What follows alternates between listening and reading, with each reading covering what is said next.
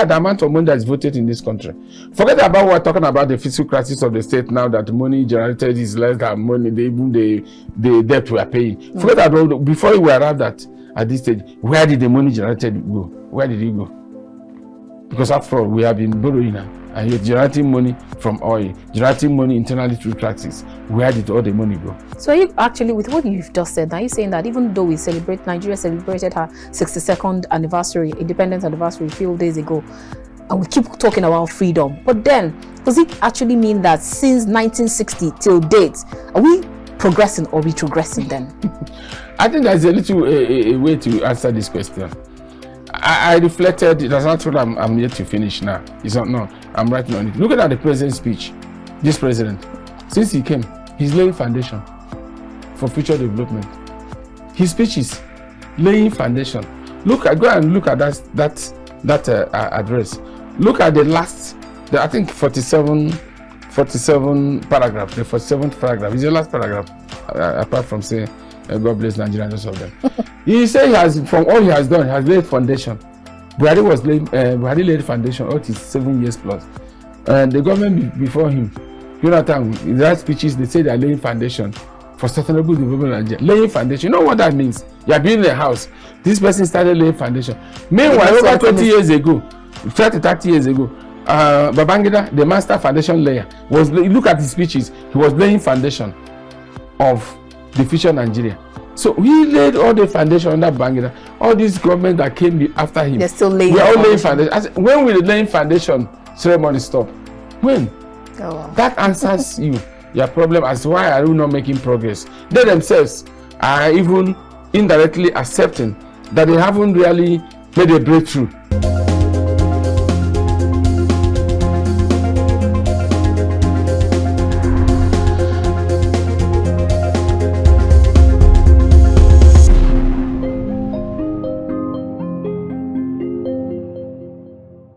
So we begin today's conversation taking our quote from Nelson Mandela, South African anti-apartheid activist who served as the first president of South Africa from 1994 to 1999. He was the country's first black head of state and the first elected in a fully representative democratic election. He once said, "Education is the most powerful weapon which you can use to change the world." I agree. Our next quote is from Aristotle, Greek philosopher and polymath during the classical period in ancient Greece. He once said, "The roots of education are bitter, but the fruit is sweet." Okay. Our last one is from Zen Proverbs. They once said that teachers open the door, but you must enter by yourself. Okay. Now let's see how all of this quote relates to what we'll be discussing tonight. Very warm greetings and welcome to The Conversation. We're reaching you from Kaftan's television studio here in the nation's capital, Abuja. I am Annabelle Oji. Now, every year, World Teachers' Day is celebrated globally in the month of October to honor and pay tribute to all the teachers. The day is recognized to highlight the great role played by teachers and mentors in the life of students.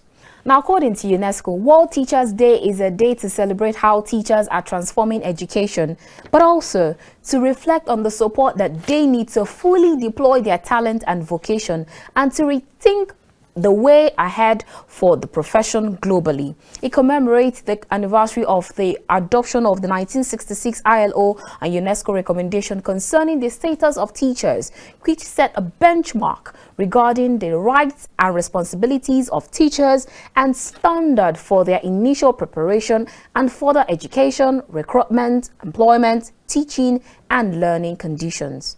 Now, as the kids rush back into school routines filled with homeworks and studying, we can't help but be thankful for the ones that sacrifice so much to educate the next generation. Over the past few years, we have learned more than ever that teachers are our everyday heroes. And when it is time to head back to school, we need to show our gratitude.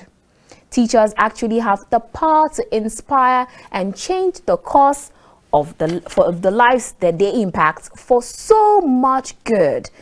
Now, if you want to inspire, or do you want to inspire that educator in your life and show them that you see the amazing gift that they're giving back to students every day. Our social media portals are now showing on your screen. Take out time to send out a beautiful message to your teacher or your children's teacher, and we will be sure to read them out on our next episode.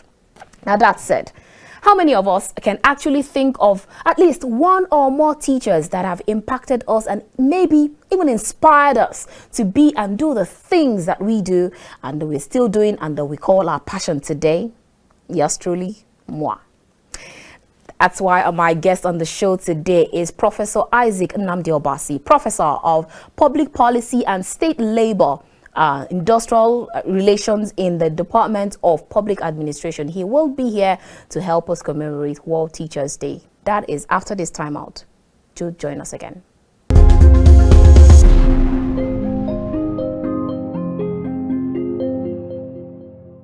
Welcome back. If you just joined us, this is The Conversation. We're reaching you from Kaftan's television studio here in the nation's capital, Abuja. Now, to help us commemorate World Teachers' Day, we have Professor Isaac Nnamdi Obasi.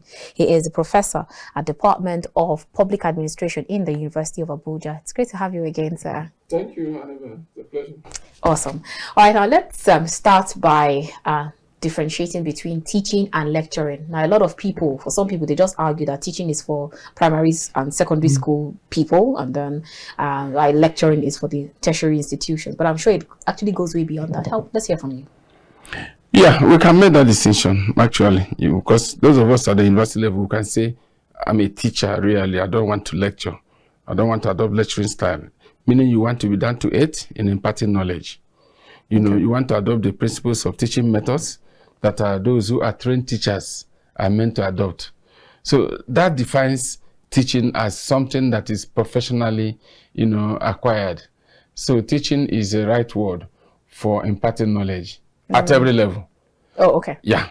But the demarcation is proper to say, oh, those in the primary, secondary, from nursery to secondary, you take teaching method. At the university level, you adopt a lecturing method where you don't have to begin to use the method that people are using teaching primary, secondary school to enable them to grasp the concepts, rudiments of things that you acquire. But in lecturing, you make some assumptions, and you don't have to explain every details. You don't have to follow the real methods of trained teachers.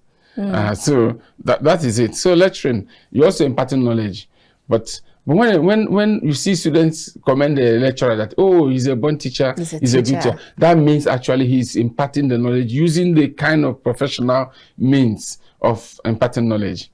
So teaching is, if you like, is generic, and that's teaching is generic, but it's the most appropriate word to use, because even when we talk about Teachers' Day in UNESCO's perspective covers those in primary, secondary, and university, college of education, polytechnic and universities.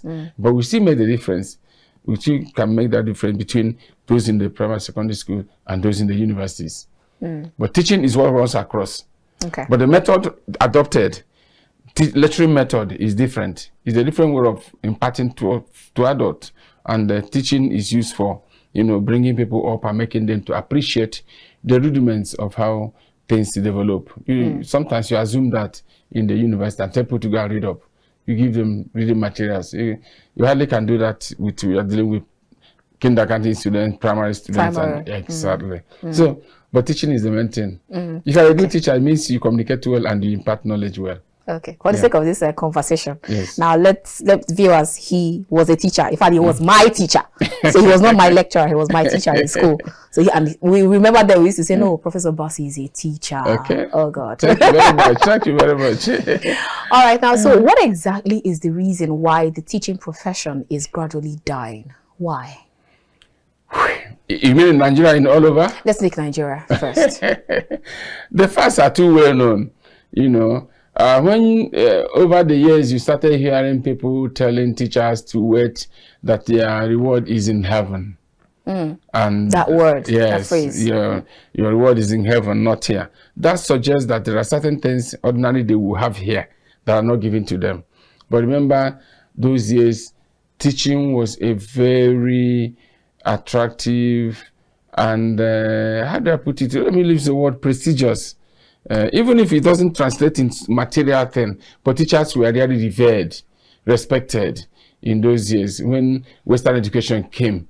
The teachers were the leading light. They were those who first known as people who can help society to develop along the desired modern way of learning. And so they were revered and they were motivated. And how do I say? They had quarters. Some of those institutions had quarters for teachers. And their welfare was taken a little bit seriously. So teachers didn't have much as expected, but they didn't lack as much as we have it now. So along the line, the teaching thing started eroding. And I remember a significant point in time during the Second Republic, you know, when you have the likes of Mbakwe, Prof. Saleh, name them, all those governors those years. I remember in Imo, teachers were being owed salaries for a longer time, and many people, you know, across other states were being owed salaries. And they'll be agitating, we want to be paid about this. You'll be hearing this idea that teachers' reward is what? In heaven. And mind you, you know that yourself, I'm sure. No matter where you come from, you would have heard that teachers measure yam. With ruler. That shows that we a bit economical and the rest of very them. calculated. Yes. But there was something that actually became so serious. Because at the years we are going, and after the Nigerian Civil War, and the value of teacher placed on teachers started diminishing. And this was a time when sociologists carried the study. I don't know whether I made this point in your class one of those days in discussion, where sociologists carried the study, and teachers were the top of those who spinsters would like to marry. Yeah, teachers. We are for those teachers we would like to marry, including lecturers, because prior to independence, the independence period to the time the war came, teachers, professors, how many of them you could ask? We are competing with permanent secretaries. So we are even any other federal permanent secretaries. Oh wow! Oh, so the thing reversed. So in the mid-70s, another study was carried out and found out that the teachers had gone down. You ask university spinsters, oh, whom do you want to marry? They hardly could mention a university lecturer as a model of their husbands. And with time, you hear it degenerated again, where now you have people in the banks, in the oil sector, being at the top, and those at the university down, teachers down. So, in other words, their welfare, their erosion, and prestige, if any, eroded completely. And by that time, you now see anybody, common teachers, that won't marry a teacher. You know, that those ideas started coming. And you even have parents that, when they ask their children, what would you like? Would you like to be a teacher? They say, no. If those who are even teachers will not want their children to marry. I mean, I don't know. Many professionals reproduce themselves. Lawyers want your children to be lawyers. You know that yourself. You find it in society, and so forth and so on. But ours, the thing is not there. The glamour of it. My family, you know that, is a professor and professor family. But I don't think I'm pushing any of my children to go into. Wow. Oh yes, I have 2 first class. One is overall student. I'm not pushing her to go and do a PhD. To do what? To end up complaining like me? Is it the Nigerian factor? Oh yeah, it's worse here. Yes, well, even Ghana is better than you. It's worse here. Oh, it's worse here. Yeah, supervise a PhD here. You're not giving less than 50,000. A PhD supervised for 3 good years plus. Across some other institutions, the equivalent of what they give you if you supervise is more than 1 million. Yeah, I mean, people may say, oh, the valuation of the naira has made the amount to be higher. But that shows the difference. Even if it's 500 naira, they're paying you. 500,000 naira, they're paying you for supervising a one student. But here it's less than 50,000 naira to supervise a PhD. And if you know what it means a PhD, it may make you to go and take glasses before I finish reading a PhD thesis. Oh yes. So people don't understand these things. Teaching has been so devalued so much that it lost the respect, the prestige, the honor, and every other thing you can think about it. The worst of it is the material well-being you don't have. Like, I encourage my children, of course. One has a master's, another one is doing, the other one wants to do. But that's at their own choice. Oh, wow. Oh, yes. It has actually gone to that level. Yes. Because one thing we discovered that sociologically is happening is that prestige exists in our profession at the lecturing level. Yeah, you're a professor, you're respected. What does it worth? Practically, not much. It was what you can do with it, not more in terms of resources you have at your discovery, unless you're corrupt. Oh, yes, unless you're corrupt. And many doing that are also doing well in quotes, but they're corrupt. You know what that means.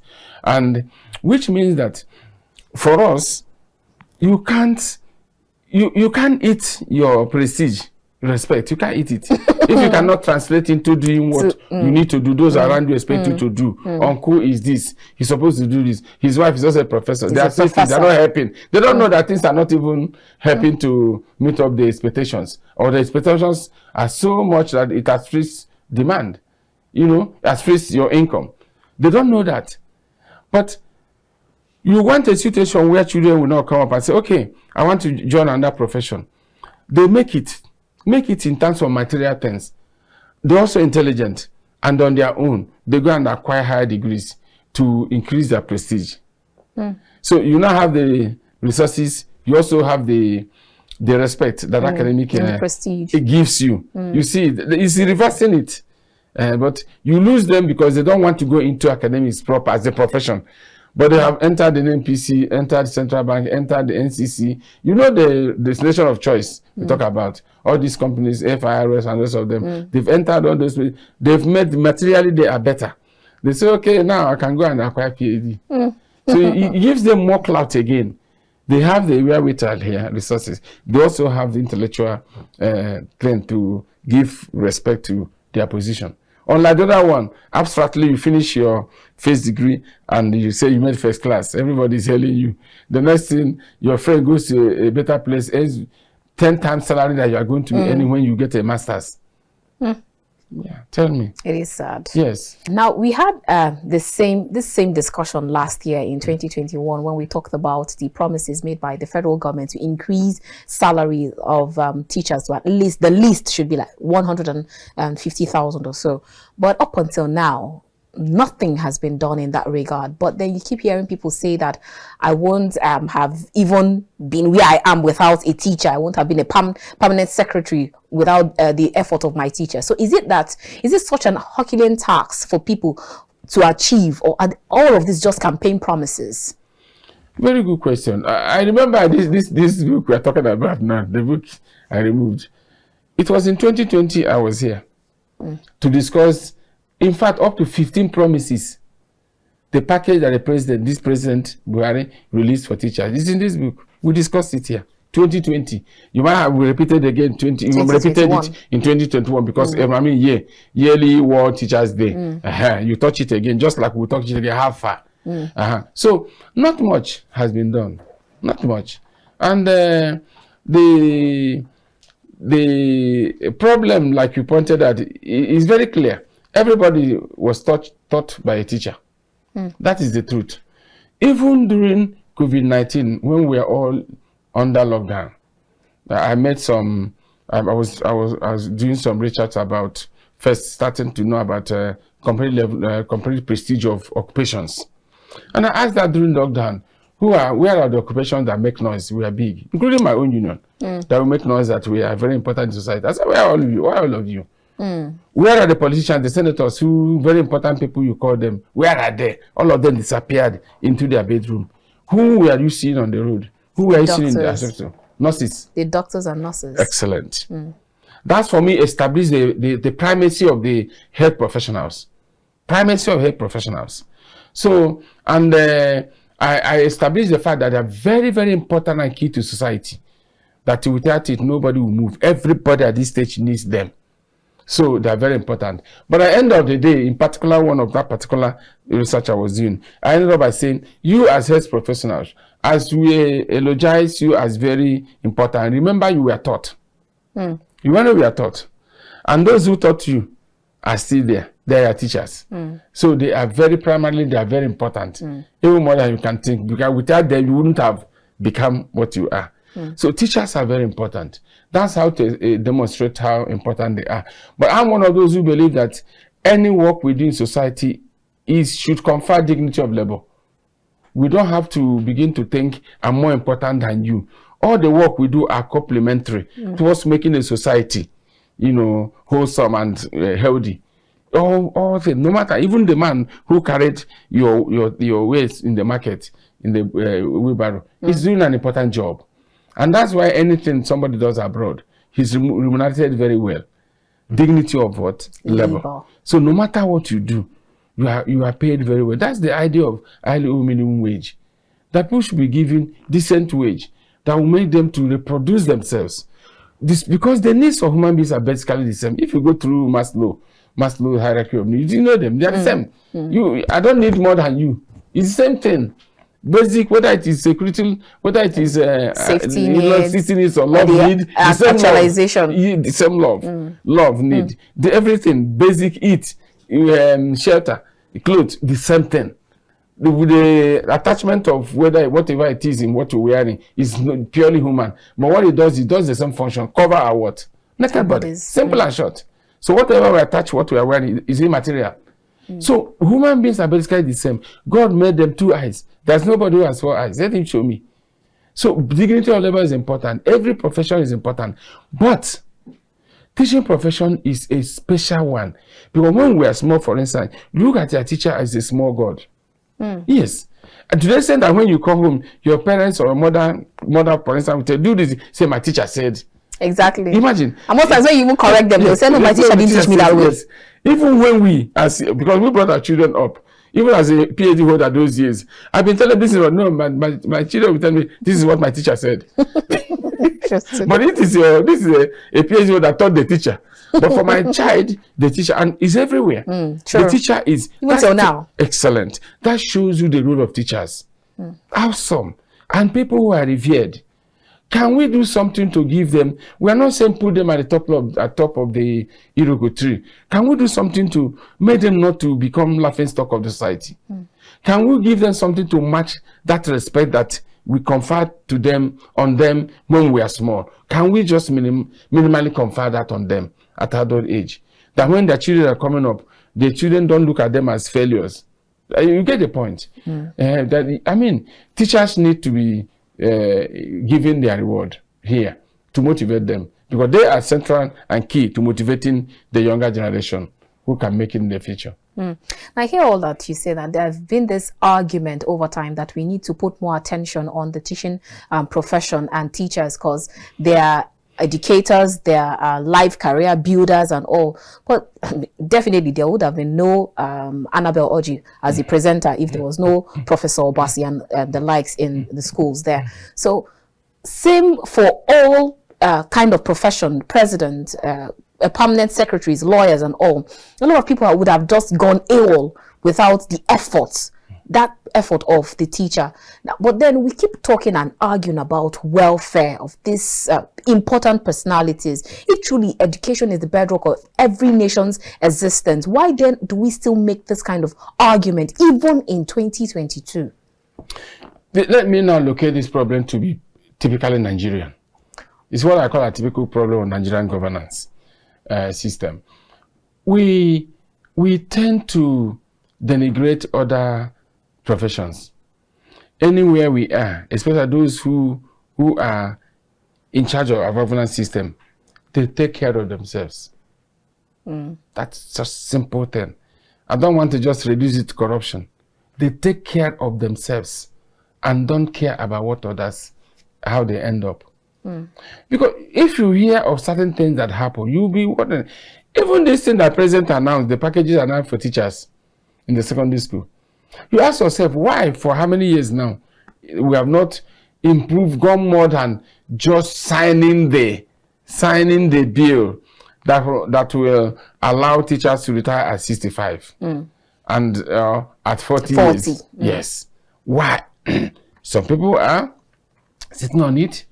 They make a budget, they divert the resources meant to achieve those things. Because some of these things are already in the budget. They put it there, but they don't implement it. Because those who come, they think oh, I'm going to retire. Therefore, since the government, or if you like, the state does not take care of me in retirement, let me help myself. And what it means is that what they budget for that year, they divert it to help themselves. And the problem that is there continues to be there. And that's then we don't have monitoring. All of them are in the same clique. Oh, yes, that's the same clique. Those who would have thought who will give oversight function in the other arm of government that should have blamed, they themselves, when they go for oversight, they are all what? Settled. That's the legislators. That's exactly what's happening. So when you hear people say there's money in this country, precisely there's money. From the point of view of anti-corruption agencies, the kind of what do you call it, duplicated projects they discover in their budget tells you what we're talking about. Some project will be duplicated, and who source of money will be budgeted and disappears.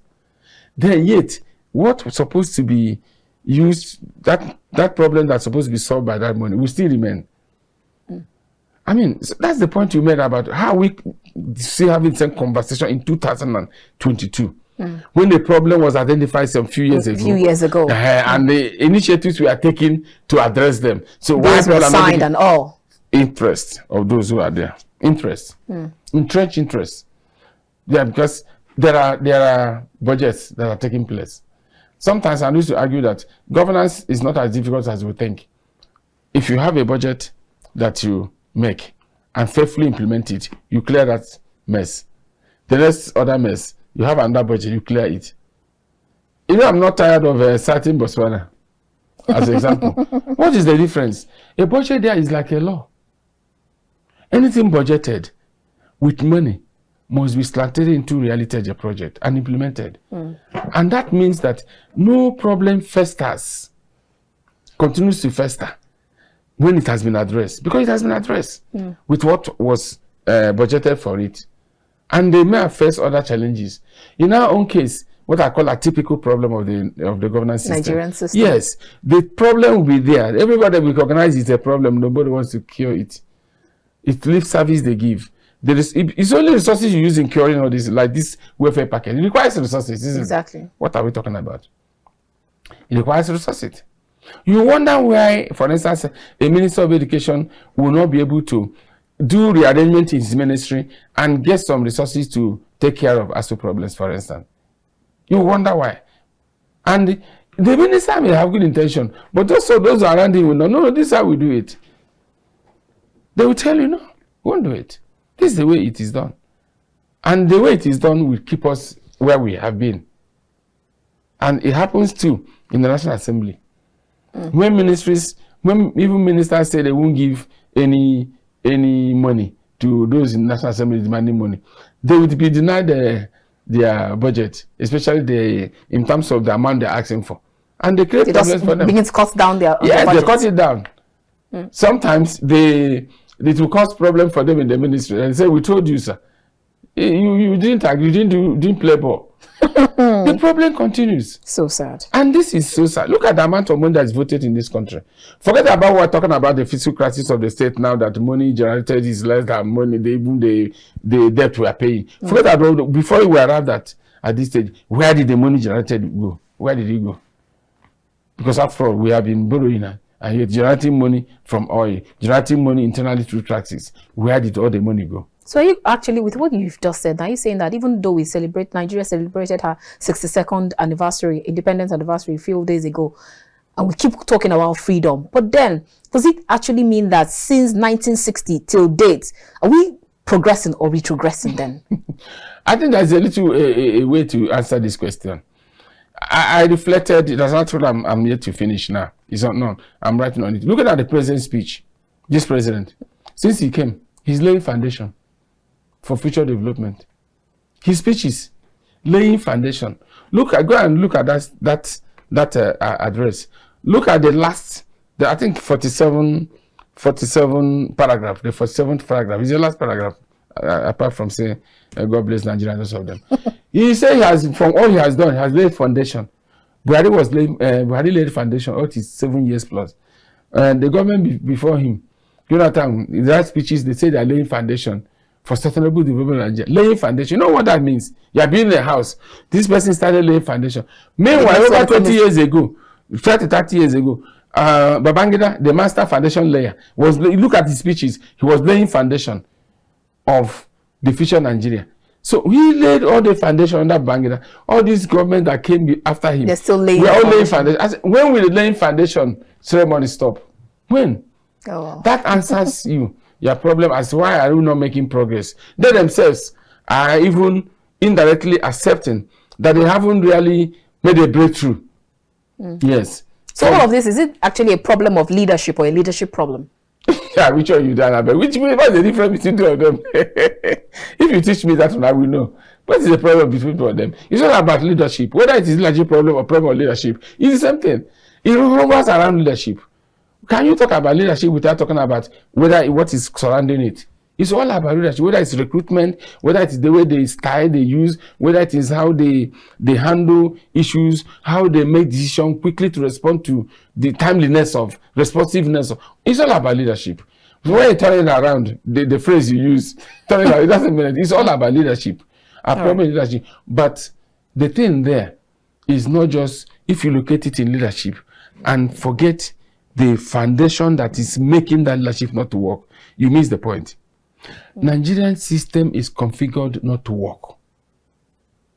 Not to work. The entrenched corruption we have, when this president could not solve part of it, a man who came to fight corruption is still scratching the surface. That tells you the problem is beyond him. It's a systemic problem. And that's why you need a government that's completely new to reset this. But then, in the words of Sir Chinua Achebe, he still said this same thing, that leadership is actually the problem. So that means over time it has been leadership problem. So even if you bring a new government, isn't it just more like pouring an old bottle wine into a new bottle? Excellent. Chinua Achebe is a reference point and it's perfectly correct. Leadership by example. You extend it because that's what the thesis of his own squarely problem of leadership by example. If I, and this has been replicated elsewhere, if I am the president, I use commercial plane to go to UNGA. UNGA just finishing now in US and the United Nations. If I use and conserve the money I would have wasted with retinue of staff. I mean, tell me, what will Nigeria save? Do you know how much Nigeria will save out of that? Let us see by example. If I, as the president, I am seen not to be taking bribe, and those around me know that I'm not taking, I'm not hypocritical, I'm resetting the environment of governance. Things will change. Ask yourself what is happening in NDLE, Drug Law Enforcement Agency. What is happening? Look at the kind of discoveries they are making since Marwa came. Is it not the same staff he's using? Is it not the same staff? The same staff. But why are they able to now catch this change? It's just because the man has given a direction, both body language and everything required that this is where we are going. We want to have a break from the past. From the norm. Yes, let's move to this place. And everybody follow. They now know that if anybody does outside that, he will be dealt with, he will not be covered. Yesterday, was it yesterday or 2 days ago? The CCB commissioners are accusing the chairman of sitting on the probing of Akanda General. AGF. Yes. You know what that means? The guy sits there, instead of allowing the thing to be disposed, he's sitting on it, he won't allow it to be done. So how can commissioners, if those commissioners had no courage, would they have talked? Assuming they were settled, would they have talked? So the leader did not give the go-ahead, he didn't do what he's supposed to do. But in this particular set, the followers, who are now the commissioners, who are his colleagues, are thinking differently. That's why we had it. If they were to collaborate, we won't hear it. And that's what predominates everywhere.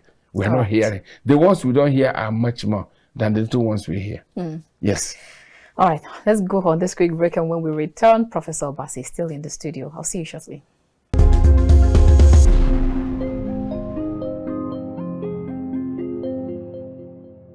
Let's talk about the World Teachers Day celebration theme. The theme for this year is transformation of education begins with what?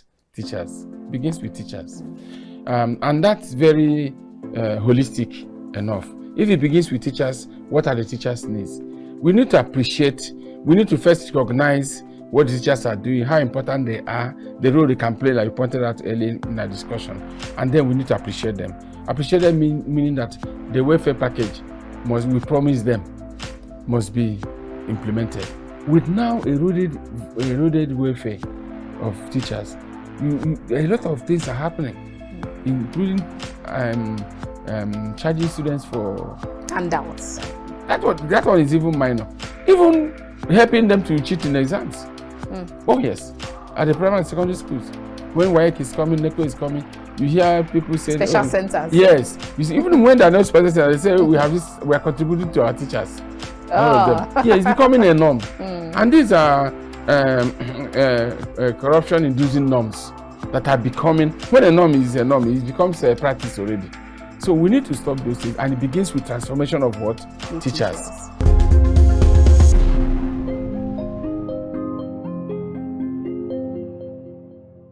If you just joined us, this is The Conversation. We're reaching you from Kaftan's television studio here in the nation's capital, Abuja. If you just joined us, you've missed out on a lot, but then you can still join in the conversation. Our guest on the show today is Professor Isaac Obasi. He is the professor at Department of Public Administration in the University of Abuja. We've been talking about, we've been commemorating, we joined the rest of the world to commemorate World Teachers Day.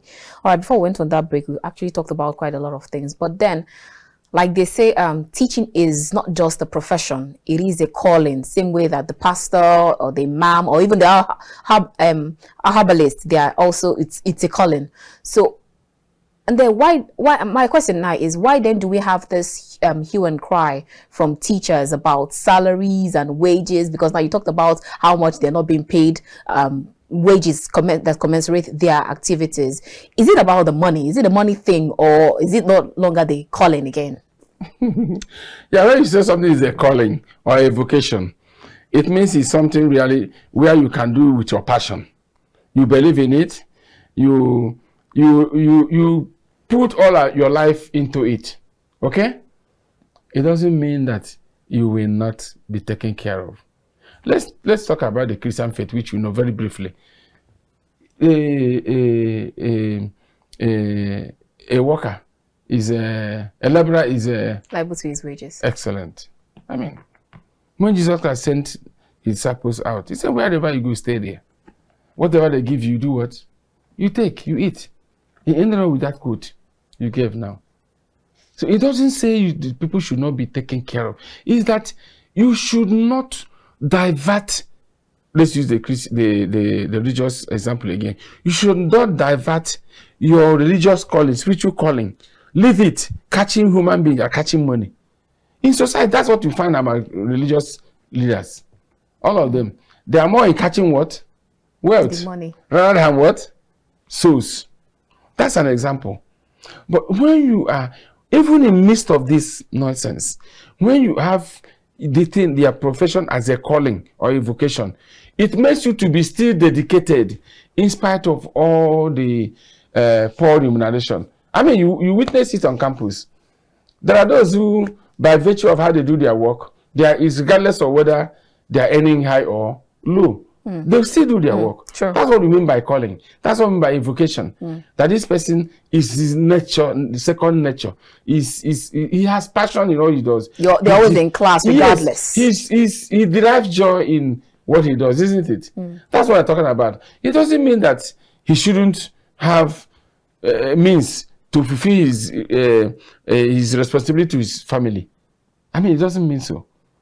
But what it means is that for the man who takes his work as a vocation, he must also find out a way of making sure that he does not fail his family.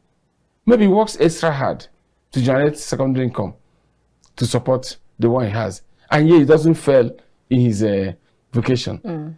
I guess when I was teaching you people don't know, sometimes I do consultancy. Yeah, we know a lot of people do consultancy. But I didn't miss my class because I'm doing consultancy. Yeah, true. If I'm not going to be in class for whatever reason, I'll give you prior. We cancel it. I know students will be happy. that doesn't happen often anyway. I don't cancel classes often, but whenever you do, students will be happy. I know that psychologically. It's worse when you don't tell them. They gather and they don't see you. So, and then I recall that you go and put your assignment in the PJ hole. If I don't find it there, exactly. So what we are saying is that you find a way to say you schedule your class either before or after. You do the consultancy work to help you keep soul and body together. You have to fulfill your responsibility to your children. You must. To your wife. You must. But you are also committed to your work. Your passion is there. I've transferred the hard work in me to all my children. Even to the extent I tell them, please stop working. But I don't tell them, I don't want to tell me after all, we learned it from you. Yes, because that's a kind of positive disease. But I can see it. So that hard work is there. But what it means for you to make up, you have to look for income, second income generating revenue that is legitimate, that is not corrupt oriented. All right. Instead of exploiting my students, I do legitimate work, contribute to national development, do a consulting work, do a I like what you say, instead of exploiting my students. Exactly. That is the point. And generate income extra to help myself. I'm just be committed to my work. I'm not found wanting in my work. And it boils down to a matter of conscience. It boils down to when God calls you and says, how do you discharge your profession? Yes, he won't find you wanting, because he won't gather people like you to come and testify against me. Exactly. All right, then how well are teachers even developing themselves? Because in as much as we keep talking about teachers' welfare and remunerations, there's still the need to also talk about teachers that are employed in these different academic levels, both from primary to tertiary institutions, and the value that they bring to the table.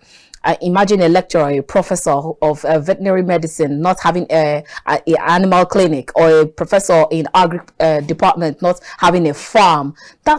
Then what exactly are you trying to, or are you intending to deliver? If truly education is garbage in, garbage out, what you have, you cannot give what you don't have. So there's that need to also develop yourself. So let's talk about how much the teachers need to develop themselves in their vocation. Yeah, continuing education is part of the teaching profession, people and the other professions, meaning that each time what we now call lifelong learning, especially in an era when things are changing rapidly because of technology. So people need to adapt. But let's take it down to the primary school. Yeah, developing themselves. The opportunities are there. Teacher Registration Council makes opportunity for people who didn't have NCE to make sure they enroll, either through a sandwich program, rest of them, give them opportunity to be developing themselves. That is there. The other aspect you cited, people having farm and the rest of them. A teacher in the primary school should also help and have a, what do you call it, lesson. For himself. Yeah, go and do lesson. Because you recall the I think it was governor of Kaduna State, Nasser El-Rufai, who sacked a lot of teachers because a teacher could not actually answer the question of a primary 4 students, and then you just begin to wonder. Annabella, I don't want to enter into the policies of that, because it's neither here nor there. As I'm sitting here as your teacher, you can test me and I've failed flat. He who is testing has the answer. A little child like this can set a question where the answer is in his pocket, and he asking me to answer it, but he has the answer locked in his pocket. There's no way I can answer it. So we don't know about those ones. All we know is that give people opportunity, they will improve themselves. But give people questions that ordinarily they should be able to answer, either with their thinking. Don't give them questions that people who are memorizing, okay? Those are primary 4 you're talking about. At their level, they do what? They memorize. Yes. At your level as you grow, you find out that memorizing is not so easy for you, which you did as a parrot when you are young and excellently well. True. Yes. But at that level, as growing up, it's no longer like that. So if you give them that kind of question that demands the knowledge of that level, they will fail it, including me. How about just the basic questions? It depends on what the basic questions are. They are specialized in an area, in some areas. But if it's a primary school, I know they teach many subjects at the same time. So they should be able to be up and doing. So all you can say about those teachers should be up and doing, renew their knowledge. You must prepare. As I'm coming here now, this paper you see here was for preparation. Recall what we did in 2020. The number of the package, welfare package the president gave. I say it's here. If you recall it now, you begin to ask which one has been given, which one has not been given. That's if you have any teacher coming from the UT, they will be the one to be taking it. This one is not given, this one is not given. But I have it here. That's preparation. There's no good teacher who can make it without preparation. So any teacher who thinks he can walk up in the class, including lecturers, you know that yourself. Lazy lecturers who come walk into the class, they didn't prepare, they come to the class, they start being angry, aggressive, ask them questions, what they have not taught them, and when they didn't get it, they say you are not reading. They themselves did not prepare. So that's a human factor. So I don't want Governor El-Rufai to, I don't want to overblow that, because he himself can be tested. Yes, that's it. Those of us in education know this, the limit at which we can subject human beings to that disgrace. It's not a question. It could be I don't want to enter into the politics of Kaduna thing. All right. Yeah, because I know that those people can be redeemed. If it's in public sector reforms, when you do performance management system and you find some people not meeting up, you design a thing for remedial. You retrain them to make them, rather than abstractly sacking them immediately. You give them opportunity for improvement. Right. Yes, that's the paradigm you should use. Teachers should be aided or helped to improve themselves, rather than publicly disgracing them. Because in all professions there are remedies for shortcomings, and that will help them a lot. Good enough too. The Teachers Registration Council and is helping to improve the qualification of teachers, making sure that they upgrade themselves. And what it means is that teachers should be given an opportunity to enroll in these programs, improve themselves. But let me add that it doesn't mean that when you recruit people who are not qualified, it's like the case of garbage in, garbage out. Those ones are irredeemable. People who are not qualified, but we are employed because of nepotic consideration. Those ones are irredeemable. It's a different matter altogether. Politically motivated recruitment, is different from normally well-recruited people who are qualified, but who for changes in curriculum or mode of delivery, they need to be retrained. You need to give them opportunity. Now that actually brings me to my next question. I was going to ask that because now you have a lot of people who are just recruited and brought into the system because they tell that there's no job outside the condition that made crayfish to bend. Yes. So probably because of nepotistic considerations, they were brought into the system. There's no passion, unlike people like you who already know that it is not a 1 to 5 year profession. Yeah. It is a lifelong profession. Yeah. So those kind of things will definitely affect the quality that they bring to the table. I agree with you totally. Because that's where the element of interest, just simple word, interest, must come in. You must be interested in something you want to do. Now passion comes in, which is a higher level of interest. That shows that indeed this is what gives me joy. I derive joy doing this. But everybody in the teaching profession may not be able to have the same passion level. But at least you have people whom, through motivation, they get excited and get interested to put in their best. I think we should aim at that. So if you have the average motivated to give in their best, fine. They may be working alongside with those who have extraordinary passion to drive the system. Everything will work. Everything will never be at the same level. Yes. Insofar as we make sure that not those who are just, there's nothing else left, therefore I'm here. You see it in every profession. Because they are there because they didn't find any other job of their interest. So we discourage that. We want people who want to be in the system to be interested in teaching. And not people who are at the bottom of the whole pile. Yes, but I don't know how we can get such people now anyway. When you ask someone, do you want to be a teacher? And then they tell you, no, I'm not interested. They say no, yes. So it means government has to do a lot to really motivate them to be interested, to generate that interest in them to be in. And that's from the welfare? Exactly. It has to come. And that welfare, again, goes just beyond welfare.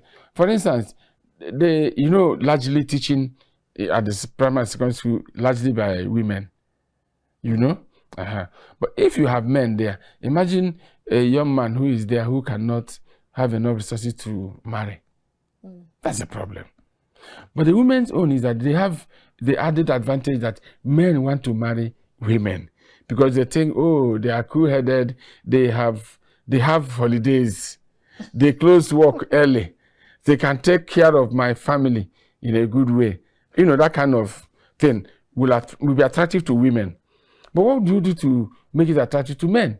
Because the women don't want to marry the men. Exactly. So you can see. All right, now because we talk about the minimum qualification, let's talk about that. A lot of people have argued that the minimum qualification for teachers should be, some people say NCE, some people say it should be BSc or BEd or master's or doctorate degree. For you, what is it? No, it's not a question of my opinion. It's settled. Yeah, it's settled. It's NCE in this country. It's settled already. So it should not be SSC, even for some schools that just employ SSC. No, even if you are employed at that, you must aim at acquiring to retain your job, you must acquire NCE. Okay. That's the point. To retain your job, to be in the system, you must have NCE. But if you are talking about the university system, NUC prescribed minimum qualification for lecturing is PhD. That one is also settled. PhD. But you can still have graduate assistants, people with masters, assistant lecturers, and they are in training. Okay. Even though they will be lecturing, they will still be in training to acquire their PhD, and they're making their profession. Yeah, that's it. That one is also settled. It's not a question of opinion. All right, so now we see that back in the days, in your school days, our parents actually told us that they usually have kids who travel abroad to school or who went to private schools, and then those who schooled in the public or government schools, because they see them as the real MVPs. Yes. But today that narrative have changed totally. The tables have turned a lot, and then parents that can afford would actually prefer to send their children abroad or even to private universities so as to remove that ASU strike and then all these challenges, these Hydra challenges that they have to face. So how do we fix this? It boils down to the same thing, fixing the system, making the system to work. The background information we gave is correct. Those years, that was the thinking. Everybody preferred, it was prestigious to be in government-owned schools. Prestigious. And every part of this country will always have a very important, prominent secondary school that was running that time. Everybody want to go there. And everybody of note in this country, from those old generation set of people, would have gone to one of these very prominent schools. So that was the thinking. But because the standard got eroded, both in physical structure, learning environment, the teachers themselves, and everybody, the education sector became neglected. So more so in the primary school, secondary school, and then of course in our presence now, the universities. So people now prefer their children to go to private universities, or even to go to Ghana here, even Togo, to go for the education. So much of what you can do is to revamp, to restore the system back to its lost glory. What is the level? What kind of glory is it? There's no prescribed standard, but if you see a system that is working, you will know. If you see a system that's working, you enter a class, everybody sitting down, comfortably, listening to a lecturer, the board is clean, and not people sitting at the window or something. Exactly. You will know. These things they're clear. And that's why NUC has what is called carrying capacity. Limiting admission intake to the availability of spaces, availability of lecturers, and the rest of them. You will know.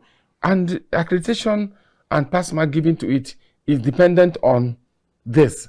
So when we get there, we know. It's not as if it's something we assume or take for. It's something we know. When we get there, it's objectively determined. All right. Yes. All right, even as we begin to round up, I guess commemorating a World Teachers Day goes way beyond the march past that they do in national assemblies, and then the T-shirts that they wear and the Ankaras and all of that. It actually goes way beyond that. How much? I'm going to ask you two questions, and I'd like you to unbundle them in one breath. Yes. Now, one is what are we supposed to be doing to commemorate or to appreciate teachers? That's one on the side. And then secondly, campaigns have started already. Politicians are already reeling out their campaign promises and all. So what kind of reforms are you expecting to see? And that should be like more of the questions that the electorate should be asking their most preferred politicians. What kind of reforms are you expecting to see that you should be asking your representative or your most preferred candidate what you would do with regards to the education sector, so we don't keep suffering these hydra-headed challenges again? First, let's talk about the World Teachers Day celebration theme. The theme for this year is transformation of education begins with what? Teachers. Begins with teachers. And that's very holistic enough. If it begins with teachers, what are the teachers' needs? We need to first recognize what the teachers are doing, how important they are, the role they can play, like you pointed out earlier in our discussion. And then we need to appreciate them. Appreciate them meaning that the welfare package we promise them must be implemented. And if you do it, giving the rural allowance, giving special peculiar allowances to them, doing all this kind of, when you do it, you will know. We've not started doing them. I refer to the politicians you talk. You said we to abandon it together.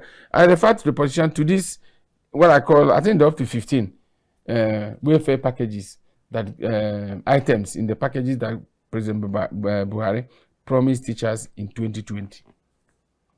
Like I'm saying now, he has signed a bill authorizing retirement, but they are still waiting for the implementation.